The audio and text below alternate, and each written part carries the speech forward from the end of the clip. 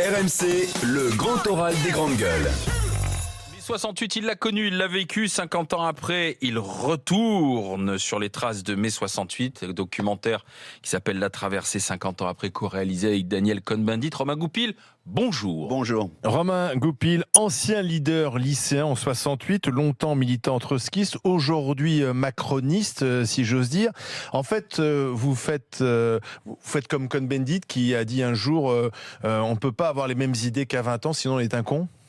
C'est-à-dire que les idées que j'avais eues à un moment, comme militant de 68 et comme avant-garde dans la JCR, comme trotskiste, c'était reproduire 1917, c'est-à-dire réussir 68, faire une grève générale insurrectionnelle, renverser le pouvoir et obtenir la dictature du prolétariat. Et on ne serait pas là ensemble si on avait gagné à en discuter, je peux vous dire, puisqu'on était réellement, on voulait recommencer 1917. C'est en ça que moi je considère que je me suis trompé et que Dany, par contre, en disant c'est une révolte culturelle d'importance qui va tout changer. Petit à petit, on s'est rapprochés. On est devenu très proches et je suis d'accord avec cette analyse qui fait que on peut pas imposer la vérité de l'extérieur. C'est pas parce que je pense que j'ai raison qu'il faut que je l'impose, comme plein de drames l'ont montré dans l'histoire, que ça soit le Cambodge, que ça soit bien sûr avec les bolcheviks.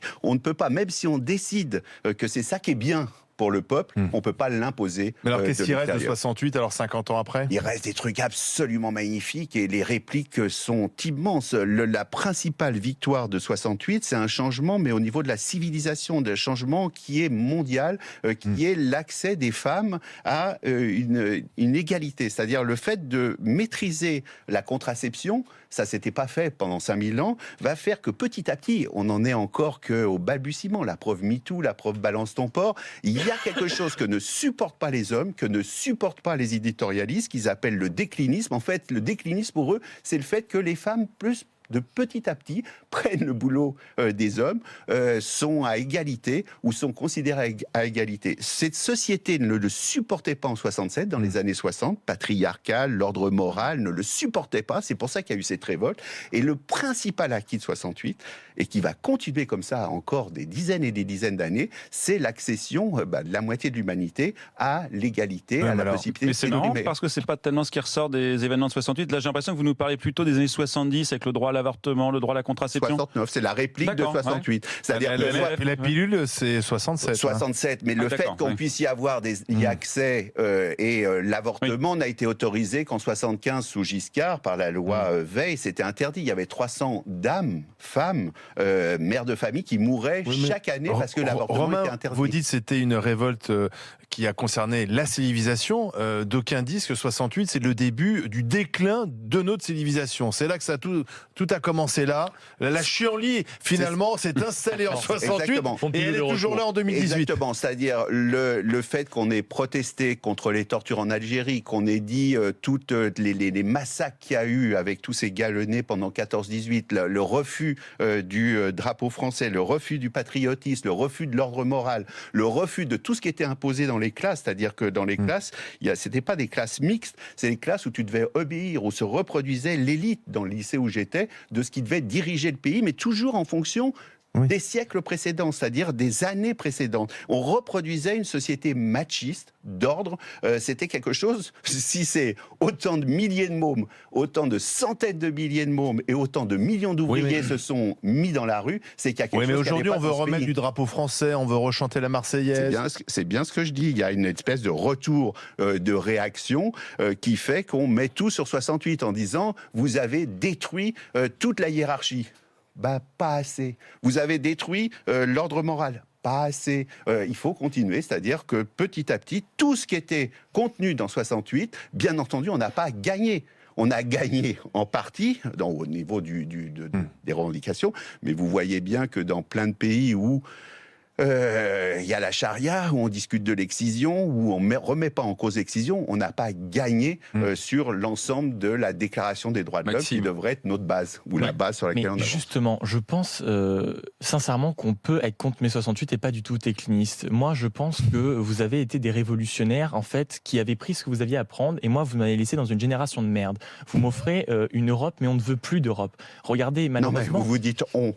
Vous voulez plus. Non, vous, Maxime, ne voulez plus d'Europe. Me dites pas que l'utopie la plus grande, celle qui serait enfin, qui ait plus de frontières, et celle qui ait plus de souveraineté. Monsieur, mais personne. Comment ça, personne? Et Macron a été élu à ce que chaque président de la République vous vénérez Macron, mais regardez l'Europe. Je parle du programme. Je parle de pourquoi il a été élu. À ce que c'est pas vous, Mélenchon ou Marine Le Pen qui avez été élus. C'est pas non, vous. c'est Macron contre Marine Le Pen. Donc venez pas me dire que tout le monde a adhéré à Emmanuel Macron. C'est vous qui me dites mais vous n'êtes pas parce qu'il y a plein de gens. Mais non, mais il y a plein de gens. Bien sûr que non, il y a plein de gens. Mais vous croyez que je suis seul? Bien sûr que non. Je vous assure. Mais regardez en Europe, regardez les différents référendums. Je crois que vous êtes deux. Regardez, mais je suis désolé. Regardez les différents référendums. Regardez ce qui s'est passé en Italie. Regardez ce qui se passe en Allemagne. Mais c'est une catastrophe ce qui s'est passé en Italie parce qu'il n'y a pas assez d'Europe. Parce qu'il n'y a pas assez d'Europe. Vous vous rendez compte de ce que vous dites? On interroge le peuple. Non, mais oui, parce que je réalise. Je vous assure que arrêtez avec cette démagogie sur le peuple, la populocratie, le peuple. Mais c'est vous qui êtes démagogue. C'est vous qui êtes tous pourris, les hommes politiques. Mais honneur aux maires, honneur aux hommes politiques, honneur à ceux qui essaient de défendre la déclaration des droits de l'homme. 68, mais bien sûr que oui, les ouvriers, on a réévalué un peu leur salaire. D'évaluation. 10 millions de grévistes, donc c'est quoi? C'était des petits bourgeois, c'était des gens. Mais dans les études, mais c'est la plus grande grève du monde. C'est la plus grande grève du monde. Vous êtes historien de mai 68, le dit dans son livre que c'est une révolution de bourgeois. Vous nous avez foutu dans c'est une révolution bourgeoise. Et alors, en quoi c'est une révolution bourgeoise? Parce que du coup, vous avez pris tout ce que vous aviez à apprendre. Vous avez pris tout ce que vous avez à apprendre. Votre idée, c'est quoi? C'est de pas apprendre, de pas aller à l'école, de pas apprendre, de rester, de pas devenir un petit bourgeois, de pas devenir un bourgeois, de pas devenir quelqu'un d'éclairé. J'ai rien du tout contre les bourgeois. Si vous dites comme un truc péjoratif. Est-ce que vous avez vu nos classements? Comment l'école permet d'être éclairée? On est pourri partout. On est nul en lecture, on est nul en mathématiques. Mais quel rapport? Ça a à voir avec quoi? Mais c'est en partie 68. Je suis désolé. Attendez. Moi, je vous remercie évidemment sur 68 pour l'accès aux femmes, évidemment. Vous n'avez pas à me remercier moi pour l'accès aux femmes. C'est absolument ridicule. Vous êtes réactionnaire à un point comme ça. C'est doublement dramatique. C'est-à-dire jeune et con comme ça. Mais non, le droit des femmes, vous le revendiquez. C'est vous qui avez fait émerger. C'est mai 68. Mais c'est les femmes. C'est pas moi. Vous avez arrêtez de me donner des conseils en disant que c'est bien ce que j'ai fait ou pas bien ce que je vous dis sur l'Europe. On n'a pas le droit de le critiquer, on n'a pas le droit de le féliciter. Mais est-ce qu'on peut être... Non mais c'est pas vrai. Partons à autre chose, passons à une autre question. Mais pas du tout. Parce que la façon dont vous commencez en disant mai 68, c'est vraiment toutes les erreurs de maintenant, c'est mai 68. À partir de ce moment-là, j'ai plus envie de discuter avec vous. J'ai plus envie de discuter avec vous. Allez relire Zemmour, allez. Les références super clichés. Vous voyez, c'est abusé. C'est ce qu'il me dit. Il dit mai 68. Il a aucun rapport avec Zemmour. Mais si, il dit c'est la fin de l'autorité, c'est la fin du pays. J'ai pas du tout dit ça. Maxime, mais on caricature mes propos, j'aimerais juste m'exprimer clairement. Vous avez défendu, vous avez défendu sur tous les autres plateaux télé que vous avez permis l'émergence du féminisme, des défenses des minorités. Je vous félicite pour ça, je passe pour un vieux con. Je dis qu'en Europe, dans tous les modèles, partout, vous voyez bien qu'il y a quelque chose qui est contre l'Europe pour des raisons qui, je peux s'expliquer. Et vous dites que vous êtes amoureux de l'Europe. Vous voyez bien qu'il y a un problème. Vous ne pouvez pas dire à des populations qui votent contre l'Europe, vous n'avez rien compris, on veut plus d'Europe. Pour moi, c'est paradoxal. Si je suis vieux con à cause de ça, tant pis. Non, c'est ma façon de penser. Vous êtes jeune populiste, démago. Mais populiste, c'est quoi? Monsieur populiste, c'est parler au peuple. Et bien, je suis très content d'être populiste. Mais pas du tout. Bien sûr que si. Populiste, ça veut dire démago nationaliste. C'est-à-dire, c'est mon pays, c'est moi qui détiens la vérité. Tout ce que tout ce que je déteste. Les populistes, oui, ça craint énormément. Romain, le populisme, c'est le truc que je déteste le plus. C'est-à-dire cette espèce de démagogie contre les élites, contre l'éducation, contre. Mais bien sûr que oui, bien sûr. Mais comment ça, je le connais pas? Mais bien sûr qu'on se connaît pas. On discute ensemble.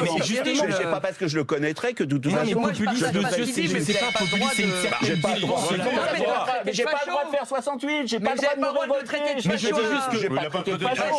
C'est limite. Vous êtes J'ai dit qu'il a qu'à relire Zemmour. Et alors? attention, pas en même temps. Alors, Sinon, Zora, on discute, il a droit, et Maxime a défendu son point de vue, et Romain Goupil aussi.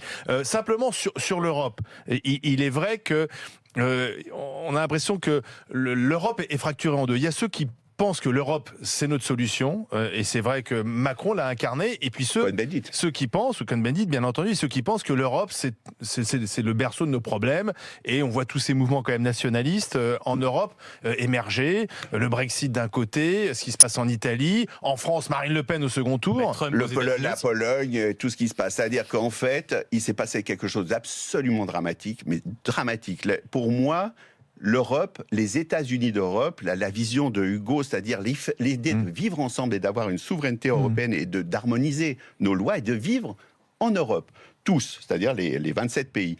À partir du moment où il y a eu ce vote en France, en 2005, où on a fait accroire qu'il y avait un nom de gauche, ce n'est qu'un nom de droite, d'extrême droite. Il n'y a pas eu de nom de gauche à l'Europe. Tous les gens qui sont élevés, c'est d'où là vient la confusion. On pense qu'il y a eu un nom de gauche, qu'il y a eu le parti de gauche, qu'il y a eu le PC. Ben oui, je sais. Pour moi, alors là c'est moi, je pense qu'il y a eu un nom de droite et d'extrême droite, et qu'ils ont cassé, et que maintenant on paye ça par le fait que plus personne n'a pu prendre d'initiative. C'était la plus belle constitution, bien mieux que la Déclaration des droits de l'homme, bien mieux de tout ce qu'on a signé en 51, en 58 en Europe. C'était une déclaration magnifique, la Constitution européenne. Pourquoi on n'a pas été capable d'avancer en disant oui, on peut pas tout résoudre d'un coup, il faut avancer vers cette utopie. C'est une utopie concrète. Elle a été cassée, et maintenant ce qui se passe en Europe, c'est parce qu'on manque d'Europe. Le fait qu'on n'ait pas été aidé les Italiens avec les 600 000 réfugiés, le fait qu'on n'ait pas aidé l'Allemagne avec ses 1 200 000 réfugiés, le fait qu'on laisse tomber l'harmonisation sociale avec les travailleurs détachés, toutes les erreurs liées au fait qu'il n'y a pas assez d'Europe font que c'est la constatation maintenant, on est en manque d'Europe. Alors Romain Goupil, vous restez avec nous, suite du grand oral des GG, dans un instant, avec Zora, avec Sylvain, avec Maxime.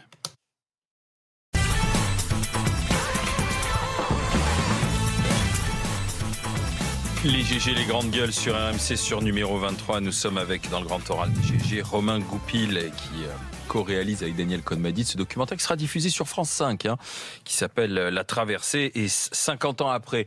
Donc on parle de mai 68. Zora, vas-y, question.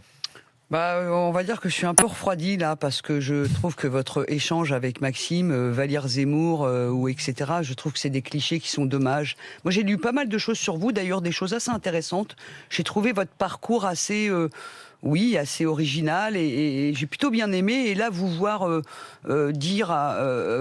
traiter Maxime de populiste, de vieux con, enfin bon, bref, c'est un peu dommage, ça gâche la fête, c'est bête.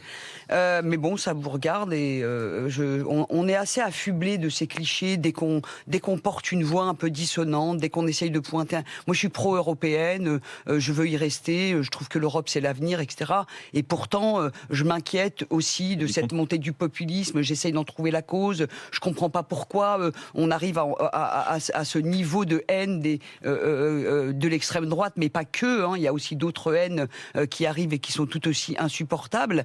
Et quand vous dites, j'ai lu que vous dites que Macron est un rebelle au système. Alors moi, mon avis, c'est que Macron est un rebelle à un système qu'il précédait, mais qu'il a installé un système à lui. Je veux dire, le système Macron, il est aussi vertical que le système Mélenchon qu'on aurait eu. Donc moi, je perçois pas, ou alors éclairez-moi, je perçois pas cette liberté, si ce n'est une liberté parfois qui est pas bien placée, qui est pas au bon endroit. Macron est un libertaire, oui, c'est vrai, il est un libéral, etc. Il n'est pas libertaire, oui. Ou aussi, quand même, si, quelque part. Et donc, c'est quoi la plus-value, quoi? Pourquoi Macron est un rebelle, selon vous? C'était une blague. Donc, quand dans les tweets, le sourire n'apparaît pas. Mais quand c'est l'entretien filmé, je dis un rebelle de mai 2018. C'est-à-dire, je fais bien sûr référence en mai 2018, s'être opposé à tous ceux qui n'ont rien fait, qui ont laissé pourrir cette situation au gouvernement les uns après les autres, en qui on avait mis des espoirs, que ça soit les 14 ans de Mitterrand, après Hollande, après Jospin, après bien sûr la droite. il y a quelque chose qui s'est bloqué dans ce pays. Il y a eu un manque de courage par rapport à quelque chose qui avançait dans le reste de l'Europe et la mondialisation. Et comme si on était avec cette espèce d'idéologie française du stalinienne, du socialiste dans un seul pays. Ça va être bien, mais alors que dans notre pays. On va améliorer les trucs dans notre pays sans tenir compte de ce qui se passe à l'extérieur. Arrive quelqu'un qui n'arrive pas de nulle part. Il n'arrive pas, c'est pas une génération spontanée. Il était secrétaire adjoint de Hollande. Il était ministre de l'économie et il voit que quand il essaye de bouger quelque chose, la loi 1, qui est maintenant réduite, qui a été réduite par les frondeurs et par les socialistes à simplement quelques quarts, et la loi 2 qui a été complètement cassée et qui est devenue la loi El Khomri qu'ils n'ont pas pu faire aboutir, il a dit c'est pas possible.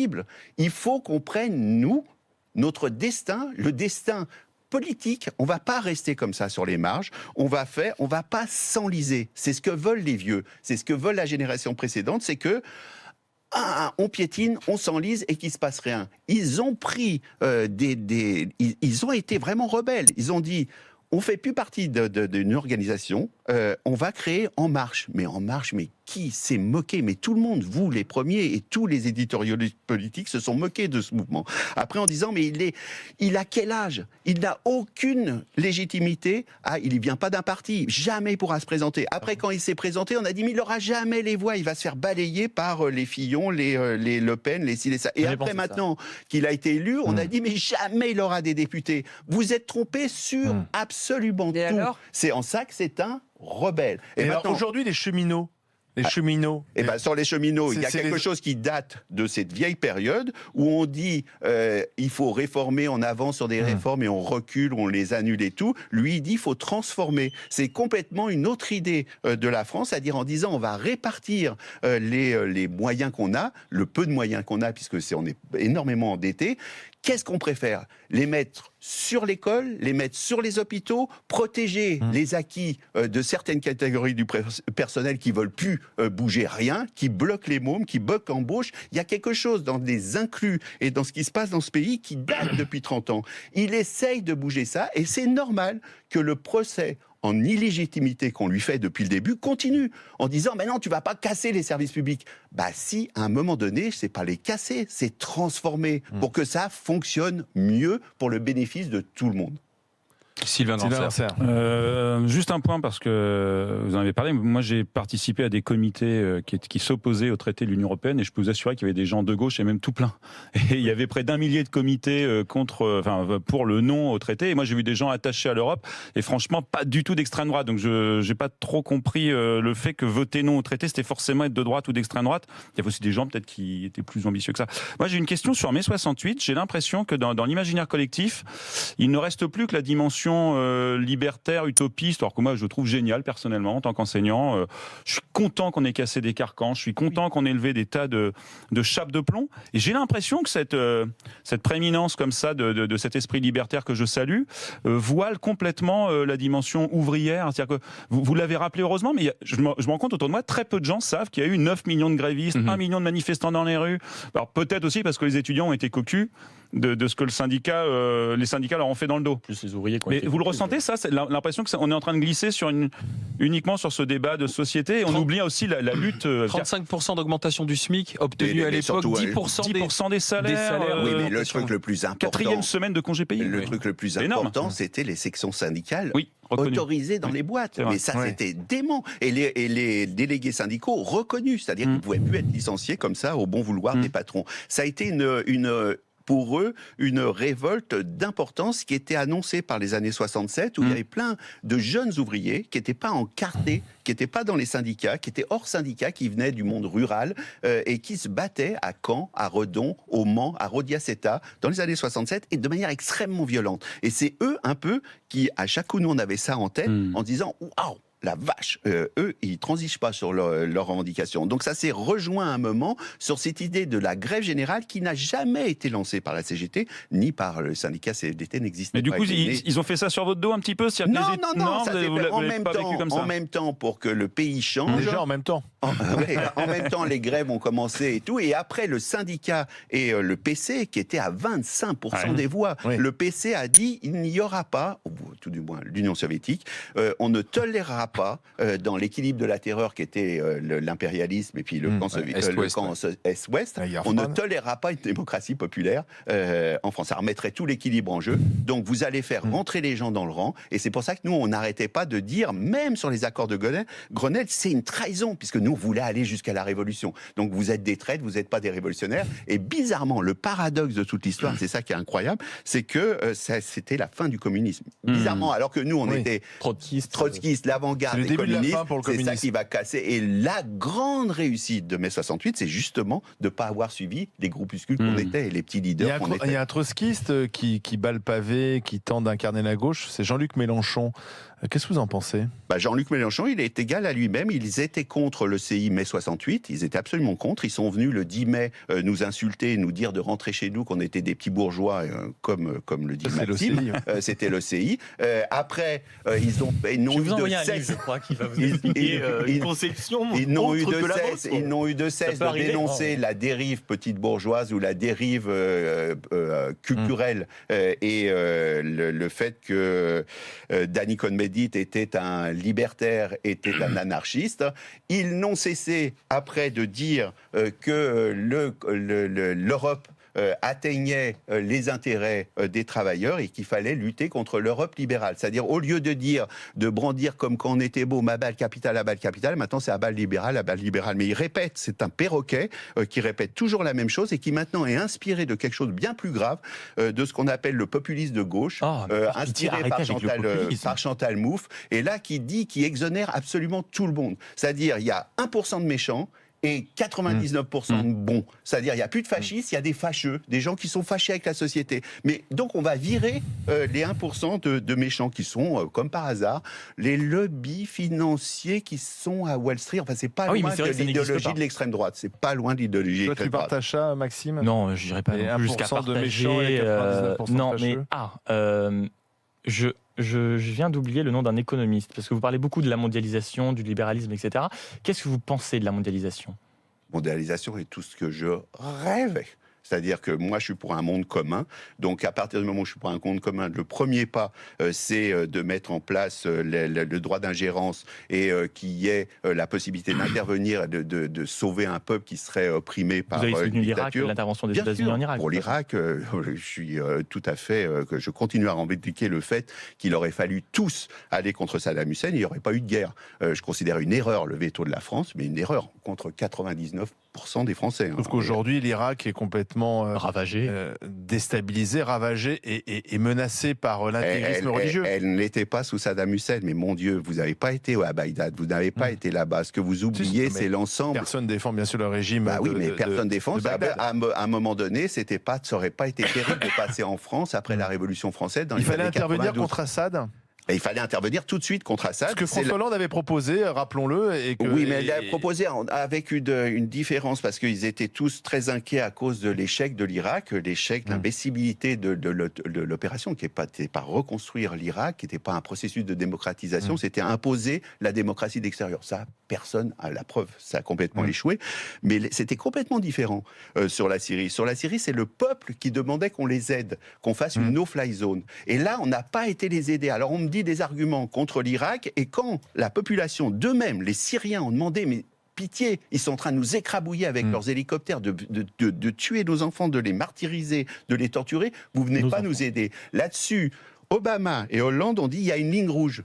Mais quand vous dites qu'il y a une ligne rouge, ça veut dire que tout le reste, c'est possible. Vous pouvez torturer à l'infini, vous pouvez violer à l'infini si vous n'utilisez pas les armes chimiques. Et quand ils les ont utilisées, il n'y a pas eu d'intervention. Donc on assiste devant nous, dans le plus grand silence de Mélenchon, qui est pro-Poutine, dans le plus grand silence de Marine Le Pen, à la plus grande catastrophe humanitaire de tout, même politique. Comment c'est possible que des milliers de Maxime, des centaines de milliers de Maxime, et pas été attaquer l'ambassade de Russie, et pas été attaquer l'ambassade de Syrie, n'est pas demandé, n'est pas demandé immédiatement que Assad passe devant de la Cour pénale internationale. Pardon, moi, par exemple, bien que visiblement vous ayez des jugements dont je n'étais pas au courant, peu importe, mais moi, par exemple, j'étais totalement pour que Assad soit jugé.